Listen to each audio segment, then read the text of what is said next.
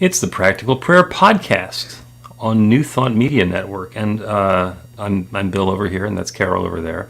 And this week, for the first time, we are streaming onto the affiliated New Thought Network channels as well as our usual locations. So we're on the Anton YouTube and Anton Facebook, as well as New Thought Media Network and Practical Prayer. And we're getting our tentacles into everywhere in the world.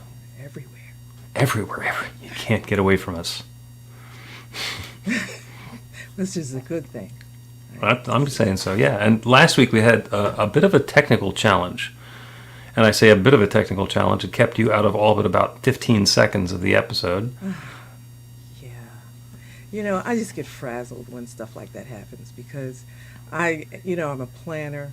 Even though I've tried not to be, and it's not control freaking, it's just making sure, I do everything be prepared. And then when something goes kaflooey and I can't figure out what it is, now I'm nuts.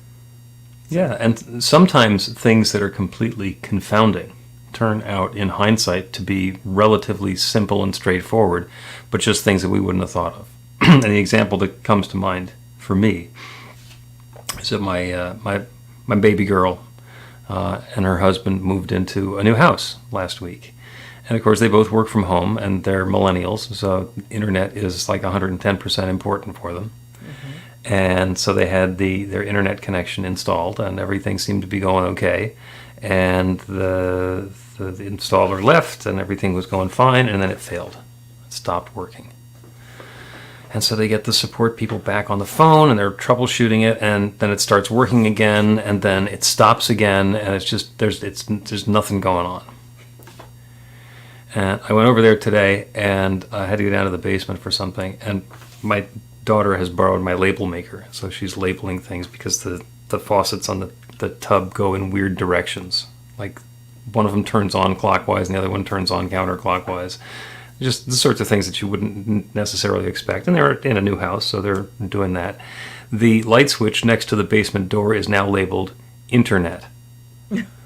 Okay. Because that switch turns all of the electricity in the basement on and off, including the router. Yeah. So he would go downstairs and look at the lights, and everything would be fine. He'd go back upstairs, he'd flip the switch off. It would fail. Once you know that, you label the light switch Internet, and you don't turn it off anymore. Prior to that is a complete mystery of what the heck is going on. Yeah, my last week was like that. I sent you this long email just telling you all the things that I did, right? Mm-hmm. And I was so happy it was working just fine. I could finally sleep. And, I got up to do one more thing. I do that sometime in the middle of the night. I got to just one more thing. I'll just do this. And it was acting funky again. And I'm just like, I can't live like this. I just can't do it. And anyway, long story short, it turns out that I don't know what you call it. Like if your router is too far away from your computer, you buy this other thing, and I spent a fortune for it maybe 8-9 years ago. And so I just automatically connected it. Yep. And I was just so frustrated. I was back to where I started. And something just said to me, go unplug that thing. You're looking right, just unplug it. It was interfering because things kept saying, notice it kept saying something is interfering. And I'm like, what's interfering? Right. Your extender, yeah. Your 9-year-old extender is interfering with modern technology. Can you believe? And 9 years old looks brand new, right? What could interfere? I cleared out everything in this room except the chair I'm sitting in. So anyway, we're good. Yeah, and the stuff that used to not ever happen at all is now inconvenient when it doesn't happen for a little while. Yeah. Like, we just take the power of our smartphones so completely for granted. We have information and access to communication and insight and all the rest of that instantaneously. Mm-hmm. We forget that the smartphone was introduced initially 15 years ago. It seems like what did we do before we had it? Aside from putting money in the phone booth. we talk to each other. And actually, there were cell phones before that, and there were music players before that. And there wasn't really much of a way to browse the web or apps before that. But we muddled along. Yeah. Yeah. You can tell how old or mature somebody is if they recognize the sound of a modem connecting. The whistling sound of a modem connecting. Yeah. Yeah. And people say, "Oh, that's cute. What is that?" It's like, "Oh, boy, you missed an entire chapter of history." But it's so short, these chapters now. Yeah. So, Internet speed. So we're going to do an episode of the Practical Prayer Podcast, and I will announce for the folks who are listening and watching on New Thought Media Network and the Anton channels and so forth. We do this every week. The idea is to create an episode of the Practical Prayer Podcast, which is published audio only, where podcasts are found. And this is kind of like the live recording session. And so this is the behind the scenes with the stars. You want to make us stars? The hosts with the featured players that we do just to kind of chat about what's going on for us. And also it's the opportunity for folks like you to make a comment or ask a question or request a particular prayer or topic for us to talk about. So you can do that in the chat now. Or the comments in Facebook and YouTube. Or you can always go to the website at bethelight.com, be-the-light.com, and there's a section there about the podcast and a little button where you can send us comments, questions, requests, etc. And all that stuff basically goes into the little hopper on our sausage grinder here, and something comes out the other side. Well, that was really high tech. I'm going for the visual.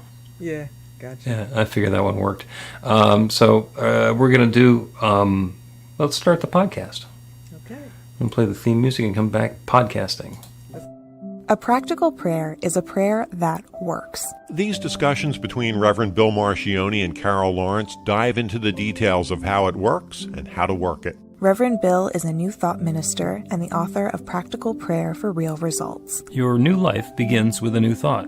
Carol Lawrence is on a spiritual quest, finding the New Thought teaching after decades on the pulpit in 3 different traditional denominations. I've got some questions. Together, they're exploring the philosophy and activities that come together from many of the world's religions to create the practical spirituality that is New Thought.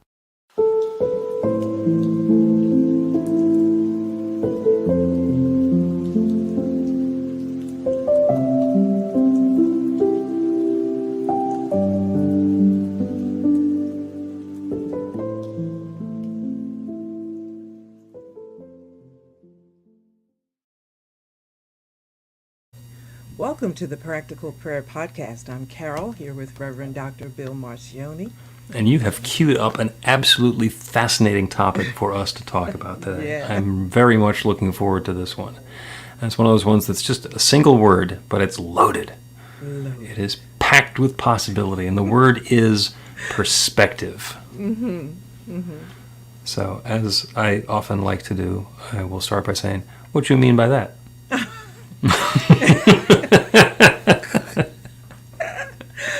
Yeah, well, it can mean a lot of things, but it's just how you look at it.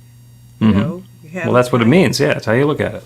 You know, and an example popped into my head. It was so many more years ago than I want to talk about. But when I was in a Baptist church, like another lifetime ago, you had to do trial sermons, and you had to go before the congregation, even for them to decide whether you were, trial sermon material, all the rest of that stuff. And so the pastor had created, the service that night, and it was really special, 7:00 at night, and all the people who were called to ministry to preach were to be there and, give an account for yourself and all of that. So it was 3 women, and, we were excited, nervous, whatever, but I figured, listen, fine, let's just go. And we had no idea what was going to happen. Okay, so we got there. The pastor decided that right there, he was going to announce that no more women, there would be no women in the pulpit. God had shown him how women weren't supposed to be there and blah, blah, blah. And there was 2 women already ordained that had been there for a while. He excused them never to sit there again. And we're sitting there like shocked. What is this? And I was just praying to be able to get out of the church. It was a long, long aisle, big church. Get out of here without anybody seeing these tears in my eyes. Because I just, it was just an awful experience. And I got outside and I looked at the sign. And I was so upset. And I just looked at the sign. And I won't say where it is because somebody's going to know. But I looked up there and the sign was, the 2 cross streets. And I thought to myself, why are you so upset? Who the hell ever heard of this street and the other street? And who ever heard of this church? This is not your world. This is not the end of it. I just was this was it. And it was just perspective. It was once I kind of got a perspective, a more realistic perspective, yes, I was rejected, but who's ever going to know this unless I tell them, right? Right. Go somewhere else. And that was, yeah. Yeah, and what that different perspective on the experience and the events means is the way that you had been looking at it before. And first of all, it's really rude for him to decide that women are not going to be allowed to preach at his church after he's invited you to preach. Yes. Yeah, that is one of the rudest things that you can do is uninvite somebody. And it's really rude if you uninvite them after they've showed up. Like we're not canceling the event, we're just canceling you. That's really mean. And if that was going to happen to you sometime during your career at that particular Baptist church, better that it happened your first night than after you'd been there for a while and invested yourself even more than you had. We think, oh, he could have told us a week or 2 earlier, and then or a year or 2 earlier, like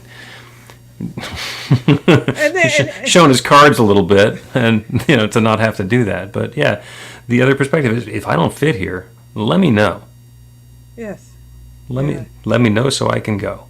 All of those things, But I think what I'm feeling now, since then, I never will ever forget that, and I reflect on that when I think about changing my perspective or seeing things in a different way. You don't think always that you need to look at things in a couple of different ways, even before you get there. It's like crossing the street. Look to this way, that way, and ahead of you, because you don't know what cars are going to be coming. I think sometimes maybe we go through life and don't think that we have to look both ways before we cross. Right. Yeah. There are assumptions. No, I'll be fine. Yeah. And we are right up until we're not. Yeah, and ill-prepared for the not, right? So I use that as a touch point, and other things that I've shared with you over time about where I've had to change my perspective. And it's not just one thing, it's just it's a good thing to have in your pocket. And you always pull on that perspective card, especially when things don't go your way. Let me see how I can see this in a different light. And sometimes it's better. It's not just to appease yourself, but sometimes it's a better way of seeing the truth of what is. Mm-hmm. Yeah. And you actually, as we were talking about the perspective and the perspective episode, you've come across the notion of looking at things differently in a lot of places in your studies of New Thought. And you quoted a few of them, and you made me immediately think of a few more. So, and I think one of the examples you gave was Wayne Dyer. And he said, change your thinking, change your life. Yes. Which was also said by Ernest Holmes, but earlier. That's kind of a hallmark of Wayne Dyer's work, is he said really, really profound things, and wasn't necessarily the first person to say them. But he said them clearly with a large audience and in ways that were easy to understand. Another one who did that was Emma Curtis Hopkins. Her ministry was called the High Watch, and her whole thing was to look from that higher perspective. Yes. If we are at ground level looking around at the stuff that's going on at ground level, then we are in judgment and we are immersed in it, and we can be controlled by the activities and the elements. And if we elevate our awareness, our perspective, so we're looking at it from that divine perspective, if we take the God view of what's going on, the bigger picture, the longer time frame, everything changes. Yeah. Everything changes. And of course, Emma taught lots of people, including Dr. Holmes, who taught Wayne Dyer, and I'm sure he read some of Emma's stuff as well. She's kind of like the patient zero of New Thought ideas. Do you know one thing that I really love about New Thought and just the studies in general? There really isn't anything new under the sun. The Bible says that. It's one person says it, and then, decades later, somebody else says it in a better way, or in a way that is more comprehensible to our current, contemporary time. But it's just not all the same, but it's nothing wow after a while. It's like, learn, here it is. Now, however you want to articulate it, that's fine. But it is what it is. It's perspective. Right. And, there's probably at least 2 or 3 dozen other people that we could quote that say it the same way. And that fascinates me because, I'm a peel back the onion person, to peel back the layers. I'm going to go back and see who said it, where did this originate. And the fascinating thing is to find that you probably never get back to where it actually really originated, but the truth of it is still there. It's like a line that goes throughout time. Mm-hmm. And that's to me fascinating.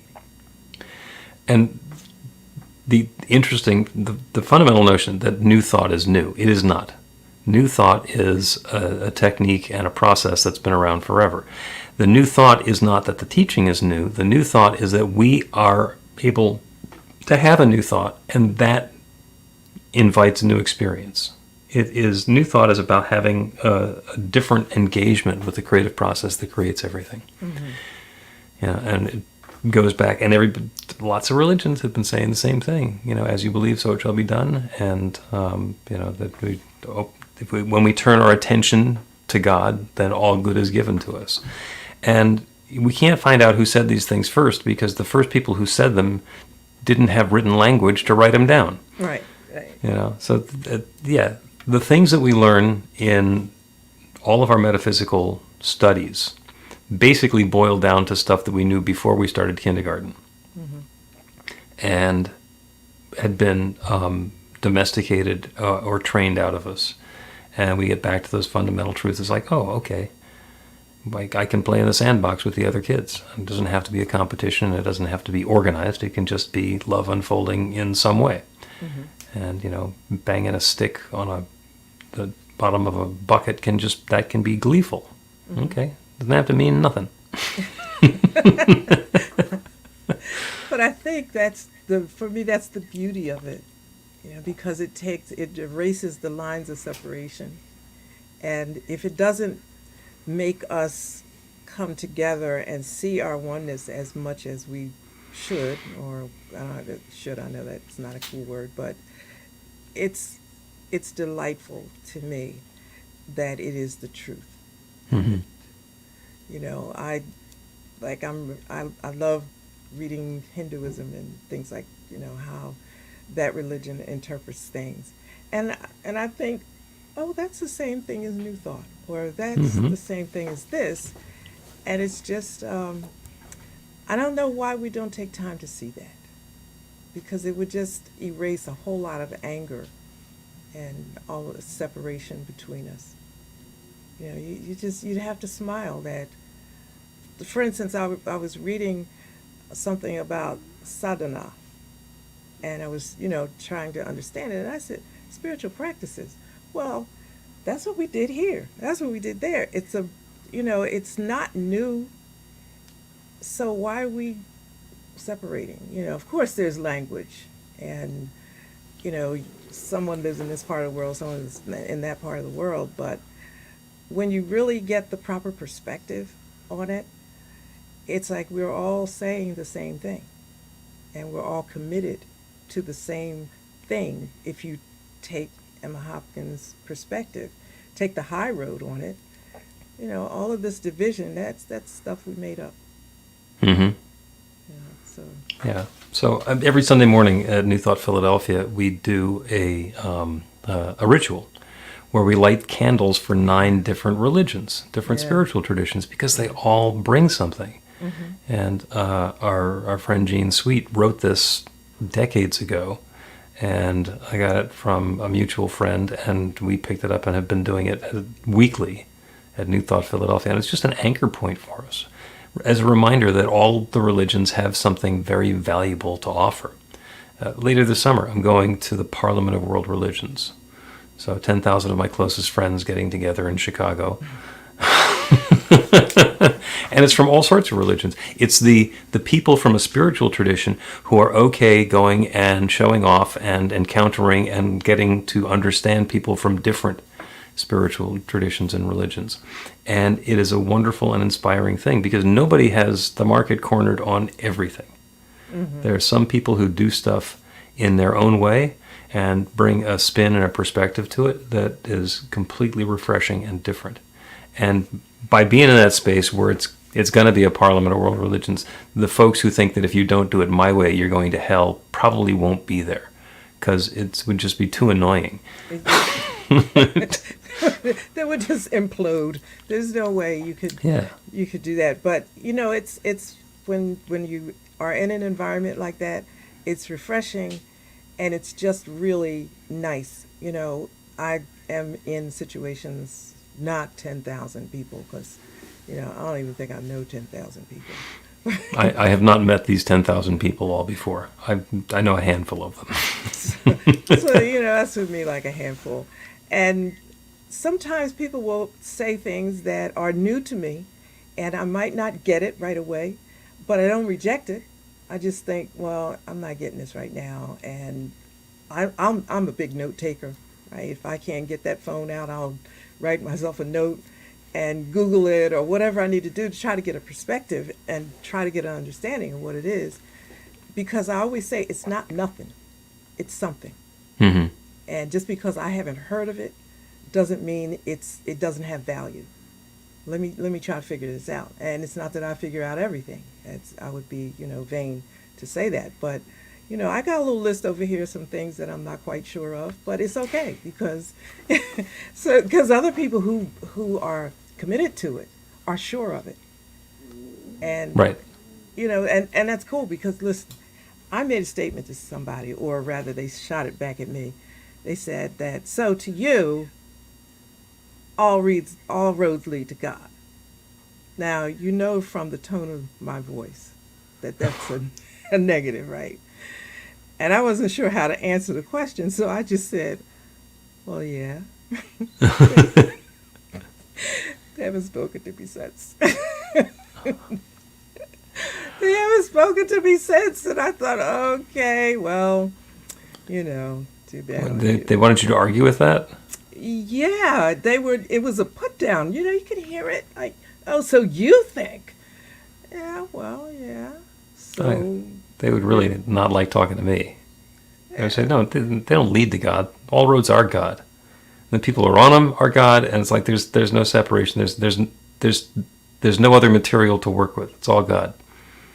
Well, see, that's why you're going to this thing with 10,000 people, right? Because you'll take time to explain it. I'm not. All right? Yeah, that's what I believe. Well, then the next thing is an argument to me why I shouldn't and what's wrong with me. And, you're going to, listen, I don't need all that. Okay? You happy where you are? That's fine.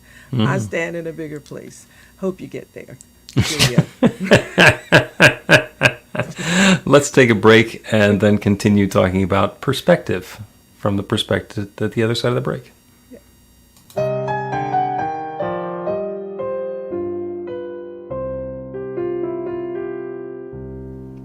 Are you ready to get results? Now, that's not a rhetorical question. Are you ready to get results? RUR2GR. That's actually the abbreviation for the steps in a practical prayer: recognition, unification, realization, gratitude, and release. with a couple of extra steps in there in case some doubt creeps in along the way. RUR2GR. This class is about the prayer technique that's common to all of the spiritual practices and religions in the most effective prayers that they have. And by effective, I mean that the prayer works. It actually creates a change in the experience of the person doing the prayer. It gets a result. We're going to begin with theory, and then we're going to take it into practice. By the end of the class, you will have your very own practical prayer that will help create transformation in your life.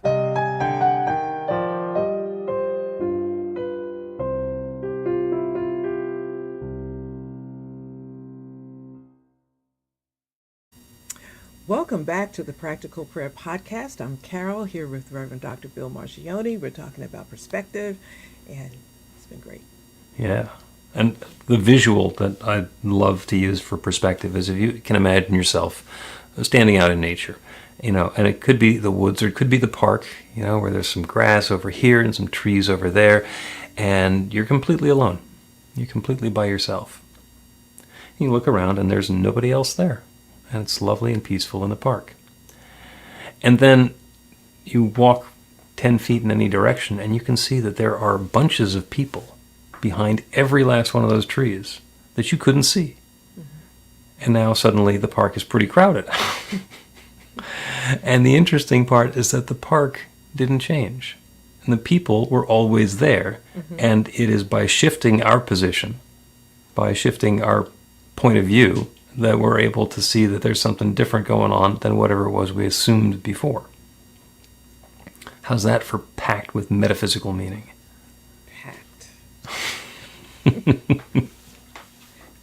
It's challenging to think about it, how many times we are faced with the opportunity to change our perspective. Maybe not even realize that we're at that place of choice, but think about how many times we're frustrated, could change your perspective. Confused, change your perspective. Angry, change your perspective. And it's just right there, so I don't know, like make yourself a note card or put it on the cell phone on the, what is the home screen, mm-hmm. until you get used to doing it, because it matters. You don't have to, you can look at another perspective. You don't like it, you can change back. Yep. Yep.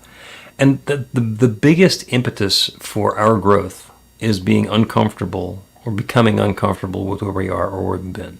Mm-hmm. Yeah. And that key step when we're creating practical prayers, before we even get to the prayer. And my friend Robert D. McDonald has a series of questions that he likes to ask. The first question is, are you happy with the experience of life that you're having now? It's a yes or no question. And if you say yes, then you're dismissed. You're done. Okay, go be happy. If the answer is no, then question number 2 is, what experience do you want to be having instead? And that's the pivot. Mm-hmm. When we stop looking at the problem and the thing that we want to not have and open ourselves up to what we do want to have, not giving any power or attention yet to how we're going to get there. Mm-hmm. Just, what do I want to be experiencing instead? And not what do I want them to be doing necessarily, but what do I want to be experiencing? What's the experience of life I want to have instead? And that's the pivot. And once we understand that, then we have opened the way for being able to invite in a new experience, or the feeling of having been successful or loved or connected or communicated with, or whatever it is that was a problem before. And the challenge that so many people have is, if your perspective is just to focus on the problem, then what you're going to do is amplify and invite in more of the problem. Mm-hmm. Because that's, widescreen filling up, the 360 all around you. You need to be able to look at something different. What do I want to have instead?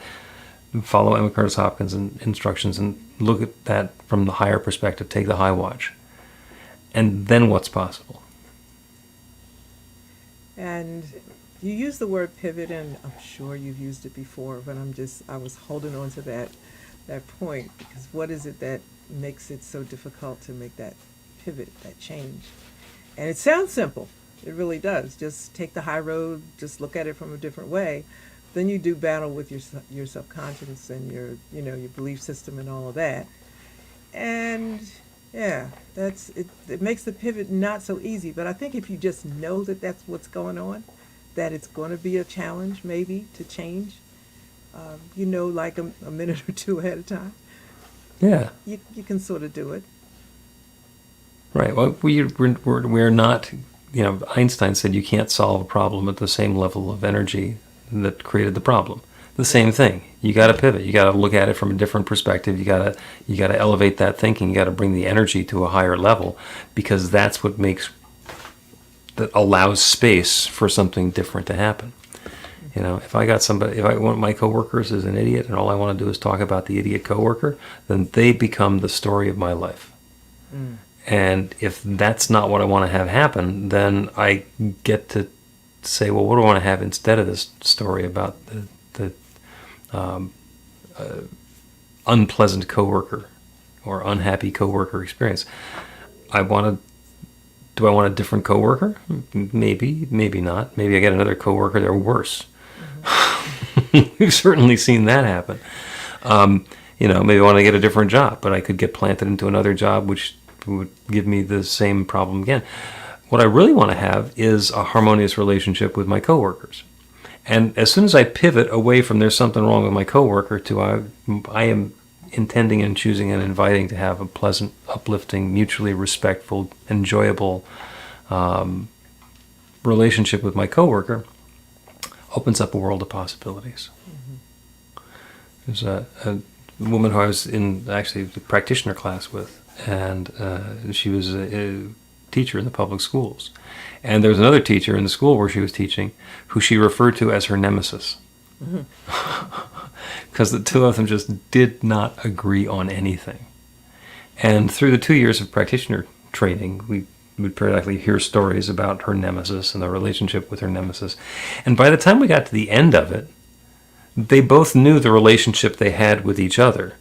And they were both very much more comfortable with it. It's like, okay, we're not going to agree on that stuff, and it doesn't matter. Mm-hmm. So we can just start a conversation knowing that we're not going to agree, and I don't have to put any energy into the fact that this other person is disagreeing with me. That's just, they're bringing that to the relationship. And the ideas didn't change, but the energy changed completely. Yeah, we don't have to agree. And I think that's important too, right? Mm-hmm. We don't have to. To me, it's no win. There is no win in this. I think what I think, you think what you think, and we can have an intelligent discourse about it. And during such time, one or both of us may change a whole lot or a little bit. But it's okay. Mm-hmm. I just don't like to, I keep in mind, don't wound anybody, don't hurt them. So if I see that coming, I'll back off. Yep. Because it's not worth it. We, as we used to say on the other side of the street, I don't have a heaven to put you in, or a hell to send you to. So think what you want to think. Yeah, and when we disagree with somebody, we don't have to make them wrong. Mm-hmm. And if they invite us or insist that we make them right, we don't have to do that either. It's like, no, you have your opinion, I have my opinion. I do not agree with your opinion.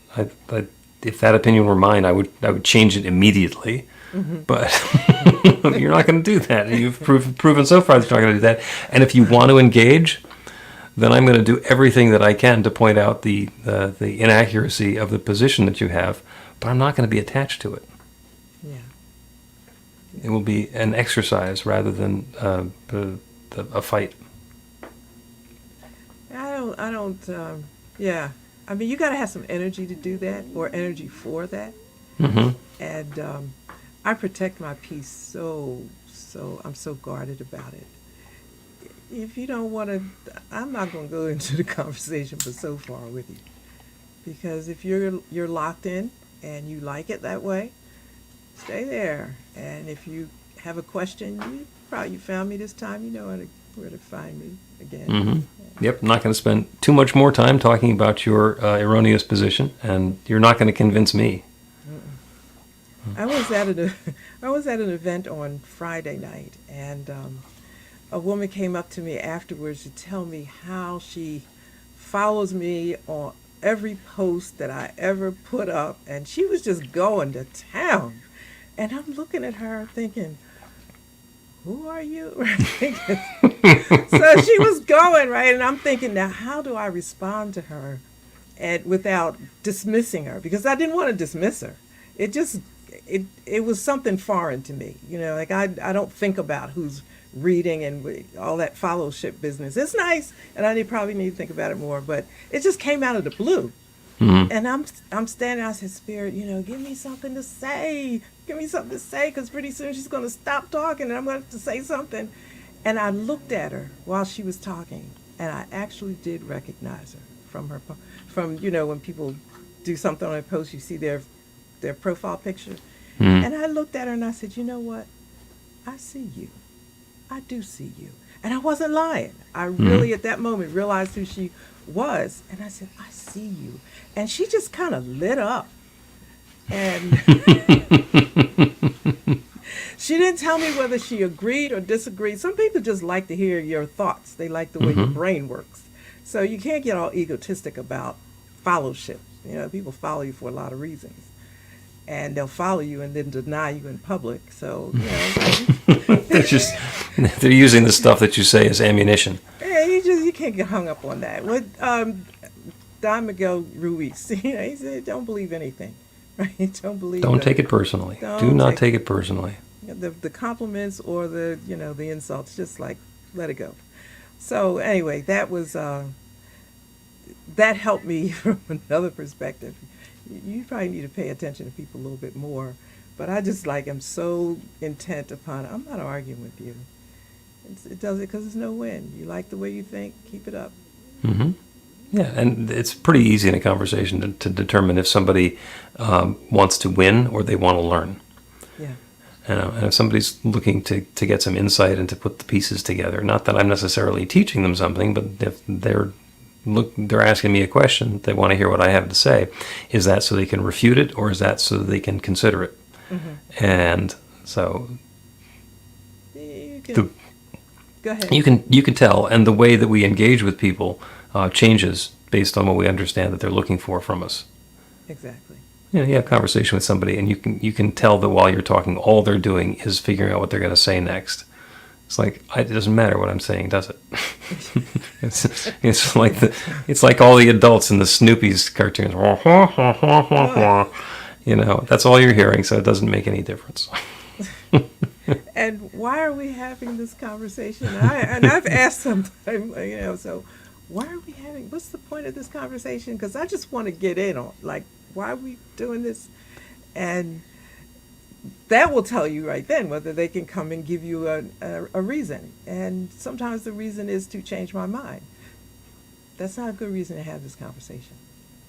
Yeah.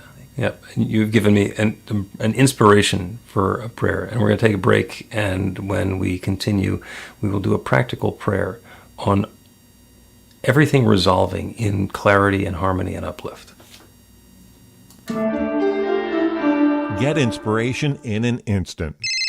God calls are the gentle and uplifting moment of truth to help you remember that the bright light of God's love is shining right now as you. It's your God Call with Reverend Bill. Start your 2-week free trial today, and you'll get a phone call 4 times a week from Reverend Bill with an uplifting half-minute message filled with insight, wisdom, story, and fun. Let your light shine. You can answer the call to listen to it live or let it go to voicemail so you can hear it later. After the free trial, your subscription is just $5.95 a month. The details are at godcall.org. God calls are disruptive, intentionally. Whenever you write something, put on a gold star. They take you away from your routine to remind you about the truth of who you really are. They come at random times between 8:15 a.m. and 6 p.m., so you won't be expecting them. And somehow, the message is exactly what you need to hear at the time. Magic is loose in the world. It's a moment of motivation in the middle of your day. Find out more and start your 2-week free trial now at godcall.org. Welcome back to the Practical Prayer Podcast. I'm Carol, here with Reverend Dr. Bill Marchiony. We have been having a wonderful conversation about perspective and the different perspectives that we can have. And I love doing perspective because it reminds us that there's more than one way to look at something. So, and that also that tees up a wonderful practical prayer that we can do together. So the prayer today is on having that perspective, having that openness to know that whatever it is that's going on, whether it's a discussion with somebody or an argument or a disagreement or just two completely opposite notions about what could or did or should happen, that we can do the prayer knowing that it all resolves in clarity, harmony, and love. And we invite in that new perspective and allow everything else to go away. And then the infinite creative power that creates everything can create that newness for us. When we let go of our attachment to having it work the way that we insist that it ought to work, then we open up all manner of new possibilities. So let's pray by turning our attention away from the specifics of the circumstances, whatever it is that might have been challenging or brought us a sense of separation or opposition. Turn away from that and open to the awareness of the one infinite creative power, the one that creates everything. We call it God, we call it nature, we call it the Big Bang, the happy coincidence. A friend of mine calls it George. It doesn't matter what we call it. It is that one which in the beginning of time was all there is and began sharing itself, creating everything in this manifest universe by sharing itself as its creation. Everything is this one taking its own particular form. And that everything includes me and each one listening and all of the people and activities and circumstances that have brought about this desire to get past the conflict or the disagreement or the misunderstanding. All of that stuff is, in fact, part of the one. And each of us is an expression of the one. We are that divine presence in our own particular and specific way. And all of the creative power that is available anywhere is available everywhere and is available right here and right now. So I know that right now, in ways that perhaps surpass our understanding, that go beyond what we would normally be able to expect could happen, something is going on now that brings this newness, this freshness, this love, this harmony, this clarity into our experience. There is no need to be better than someone else. There is no need for somebody else to be wrong so that we can be right. There is simply the opportunity for understanding, for love, for connection, for harmony, for clarity to unfold. It is certainly possible. We have experienced love and harmony and clarity before.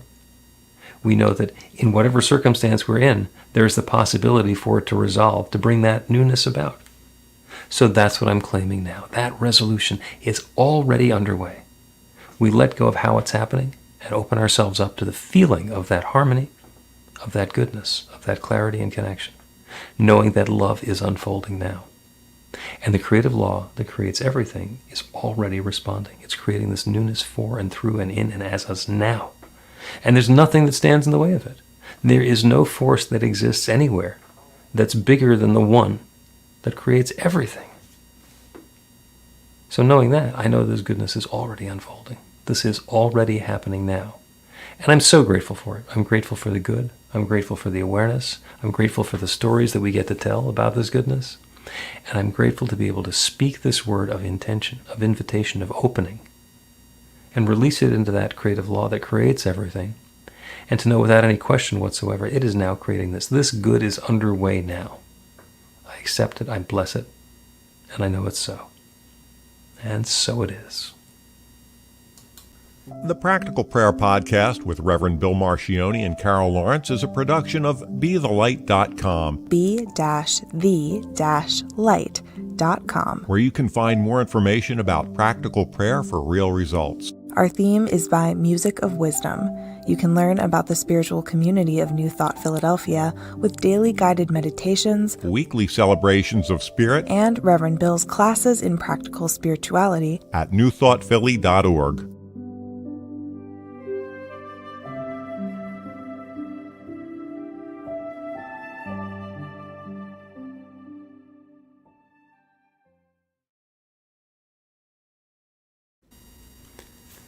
That is a wrap. It's a wrap. That's a wrap of the Practical Prayer Podcast, episode number 110. Woohoo! Just like most subjects, at the end, I'm thinking, we need to take this out a little further. We didn't exhaust it all. We didn't explain it all good enough, you know. No, well, so episode number 210 is we'll revisit it. Okay. Maybe it won't take that long. I didn't make a note on that, so we'll see when it comes back again. Oh, yeah, and one quick note. We're teaching a class, and it's going to be a really fun class. It's Adventures in Spirituality. And it is going to be spiritual practice and, including some meditation and some forgiveness. It is going to be some quantum physics and quantum spirituality. It's going to dive into the placebo effect, which is just grand fun. And we're going to have some guided techniques. And that is going to be a hybrid class. So we're going to be in the little yoga studio in Narberth, Pennsylvania, but we're also going to be online. It happens on Wednesdays from 7 to 9 p.m. Eastern. And it starts right after the 4th of July.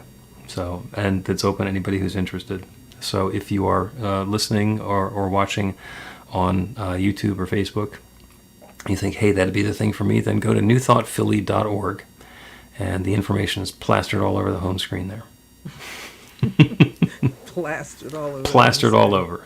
It's mentioned once, but it's Adventures in Spirituality. I think you did that course a while ago, a couple of years ago, maybe. This one's brand new, so there was another one. Always brand new. You never do the same thing. Oh, I do. Yeah, practitioner class is the same every time, and Beyond Limits. And when you study Ralph Waldo Emerson, he's not writing anything new. Well, by the way, that's like not a good PR thing for you, talking about you do it the same way. You don't. Every time you do it, you say something different. You come from a different, share a different story, but different That's true. But this one is brand new. I've spent my life, because my friends in elementary school used to call me Mr. Scientist. And I have avoided diving into the spiritual aspects of quantum physics, just because I could geek out to the point where, trying to get people to understand. No, so this is what this effect means. Well, and this is going to be my first foray into teaching with a bit of a quantum twist to it. Well, you do know it has slipped into your classes every now and then. Yeah, we did the double slit experiment once. Yeah. It creeps in. It's not like nobody knows there's not a geek side to you. If you listen to know. That's true. I listen well. You do. That has not sneaked past you. No. But then that's how you learn from people. You listen really carefully, because I think everybody brings something really unique and new. Although I say there's nothing new under the sun, there's a whole lot that we've not heard. And I was just mesmerized by 1 Corinthians chapter 12 when I first read it. Feels like 100 years ago. But it talked about different, gifts and how they express by one Spirit.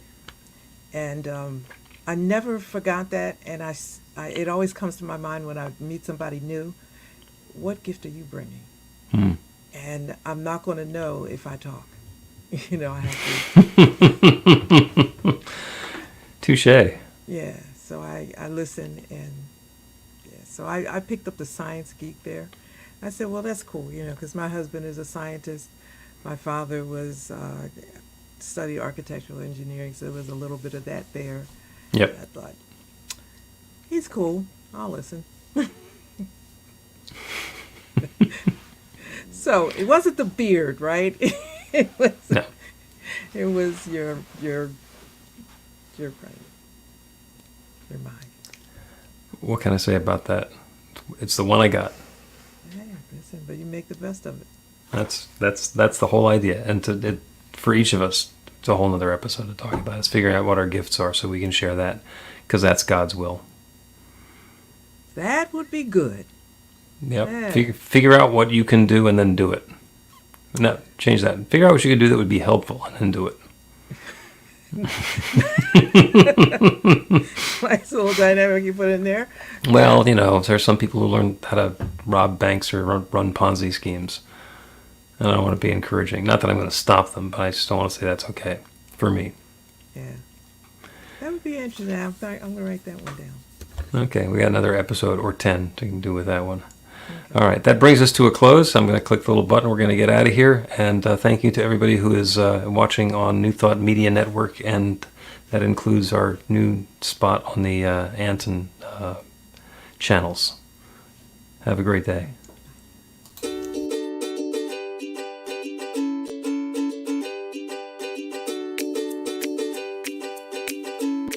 Thank you, Center for Spiritual Living Denver, for your continued support.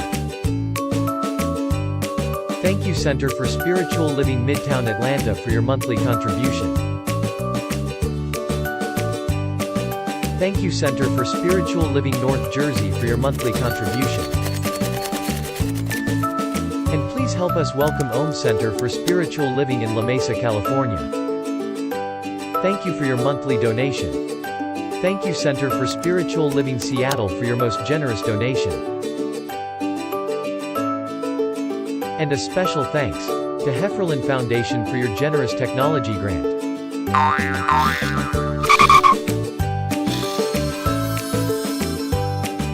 And Suze Ajit, thank you for your very generous donation. And a super special thank you to Dr. Tracy Brown, RSCP. Thanks for being a super donor. And a big shout out to all our committed donors.